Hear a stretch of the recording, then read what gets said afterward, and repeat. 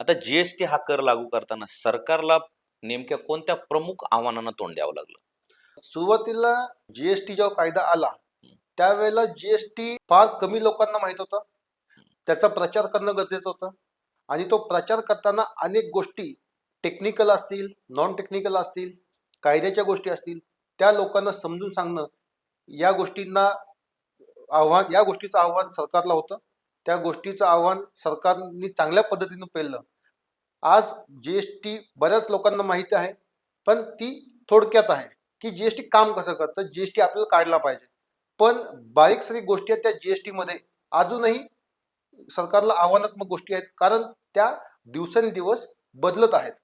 जशी काळाची गरज आहे तशी ते जीएसटी बदलत आहे. जसे प्रॉब्लेम येत आहेत, जसे समस्या येतील त्या पद्धतीने त्याच्यावरती तोडगा काढून त्याचं रूपांतर सिस्टीममध्ये करण्यात येतं आणि त्यामुळे अजूनही सरकारला आव्हान आहे, पण ते पहिल्यापेक्षा थोडं कमी झालेलं आहे.